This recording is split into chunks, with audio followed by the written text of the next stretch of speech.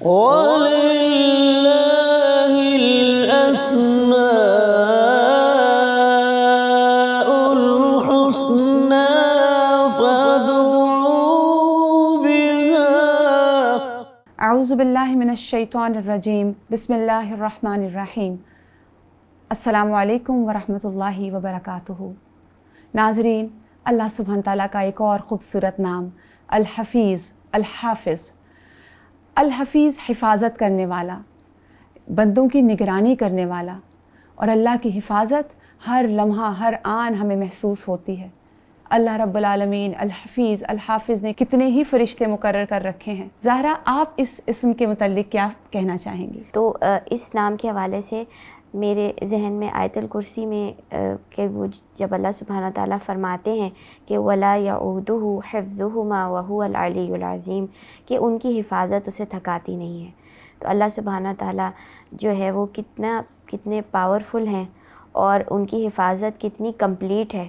اور ویسے اگر انسان کو یہ ذمہ داری دی جائے کہ اس نے کسی چیز کی حفاظت کرنی ہے تو وہ تھک جاتا ہے، وہ گھبراتا ہے، مگر اللہ تعالیٰ کے لیے یہ ایک پروسیس بہت ایزی اور آسان اور بہت کمپلیٹ ہے۔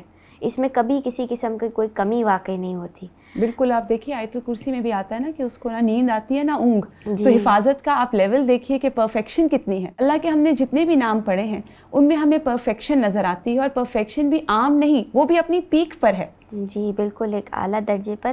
اور اس سے اگر انسان ان ناموں کے اوپر خاص طور پہ اس نام پہ غور کرے تو ایک بہت تسکین ملتی ہے روح کو کہ ہم آیت الکرسی پڑھ لیں کسی بھی مشکل حالت میں تو اللہ تعالیٰ ہماری حفاظت فرماتے ہیں۔ بالکل۔ اور یہ کہ انسان جو ایک خوشحال زندگی گزارنے کی خواہش کرتا ہے تو وہ چاہتا ہے کہ اس کی ہر طرح سے حفاظت ہو، اس کے جان مال عزت آبرو، اس کے گھر والوں کی۔ تو اللہ تعالیٰ ہی وہ ذات ہے جو اسے ہر لمحے تھامے ہوئے ہے اور اس کی حفاظت فرما رہا ہے اپنے فرشتوں کے ذریعے سے۔ بالکل، آپ نے بہت اچھی بات کی کہ انسانوں کی جان مال صحت کی حفاظت بھی اللہ کے ذمے ہے، اور پھر اس کے علاوہ اگر ہم دیکھیں تو صرف انسان نہیں، اللہ اپنی ہر مخلوق کی حفاظت فرما رہا ہے۔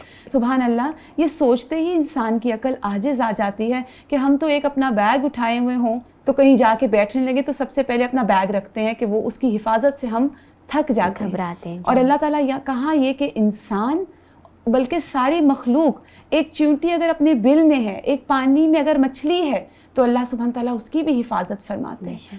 اور میرے ذہن میں آ رہا تھا کہ اس کے ساتھ ساتھ اللہ سبحانہ تعالیٰ اپنے دین کی حفاظت کس طرح فرماتے ہیں۔ جیسے آپ دیکھیے کہ قرآن کی حفاظت بھی اللہ نے فرمائی۔ اللہ نے فرمایا کہ ہم نے یہ ذکر نازل کیا اور ہم اس کی حفاظت کرنے والے ہیں، اور اس کی حفاظت کے لیے اللہ نے کوئی بیرونی اسباب استعمال نہیں کیے، انسانوں کے دلوں سے کام لیا۔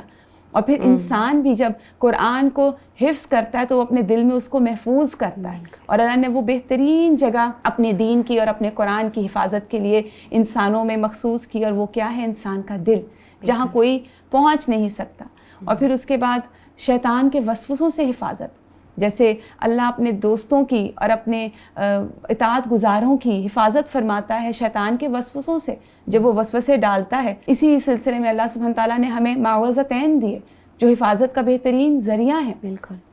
اور اس کے علاوہ آپ کو اس نام میں کیا خوبی نظر آتی ہے؟ جو کہ ویسے تو بہت ہی خوبیاں ہیں، بہت ساری۔ اس میں جب ہم اس نام پہ غور و فکر کرتے ہیں تو میں نے نوٹس کیا کہ اس کے اندر بہت ساری لیولز ہیں، اور ایک اس کا ایلیمنٹ یہ ہے کہ اس میں اللہ تعالیٰ اپنے بندوں کے اعمال کی حفاظت فرماتے ہیں۔ جیسے اللہ سبحانہ و تعالیٰ میں حکم دیتے ہیں کہ جو درمیانی نماز ہے یعنی نماز عصر، اس کی حفاظت فرمائیں۔ بالکل، تو یہ ایک بڑا خوبصورت اعمال کانسیپٹ کی ہے۔ حفاظت، جی ہاں، بالکل، نیک اعمال کی بالکل۔ حفاظت۔ اور جیسے صورتحال بدلتی ہے انسان کی طبیعت میں، اس کی عبادات میں کمی پیشی واقع ہو جاتی ہے، جیسے کبھی کبھی انسان بیمار ہو جاتا ہے تو وہ اس حساب سے اس لیول کی عبادت نہیں کر پاتا، تب بھی اللہ سبحانہ و تعالیٰ اس کی جو معمول رہا ہے اس کے حساب سے اس کو اجر دیتے رہتے ہیں۔ بالکل، اور یہ بھی اعمال کی حفاظت ہے۔ جی ہاں، بالکل۔ اور یہ بھی کہ جب لوگ اس کے پاس مزاج پرسی کرنے اس کی آتے ہیں تو وہ کیا الفاظ ادا کرتا ہے، تو اللہ تعالیٰ کہتے ہیں، فرشتوں کو حکم دیتے ہیں کہ آپ اسے لکھیں تاکہ اس کا اجر باقی رہے۔ اگر وہ صبر کے کلمات اور ان کے ساتھ اچھی طریقے سے بات کرتا ہے تو اس کا اجر لکھ دیا جاتا ہے۔ تو یہ ایک بڑا خوبصورت کانسیپٹ ہے کہ اللہ تعالیٰ کو ہمارے اعمال کی کتنی قدر ہے اور کتنا اس نے سنبھال کے پیار سے ان کو رکھا ہے ہمارے لیے۔ جزاک اللہ۔ ناظرین، اس گفتگو سے ہم نے یہ سیکھا کہ جب اللہ الحفیظ موجود ہے تو پھر ہمیں کس قسم کی فکر اور کس قسم کی پریشانی، وہ ہے نا، وہ حفاظت کرے گا ہمارے اعمال کی، ہماری صحت کی، ہماری جان کی، ہمارے مال کی، ہماری اولاد کی۔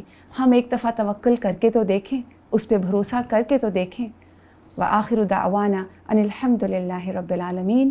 سبحانک اللہم و بحمدک، اشہد ان لا الہ الا انت، استغفرک و اتوب الیک۔ السلام علیکم ورحمۃ اللہ وبرکاتہ۔ وَلِلَّهِ الْأَسْمَاءُ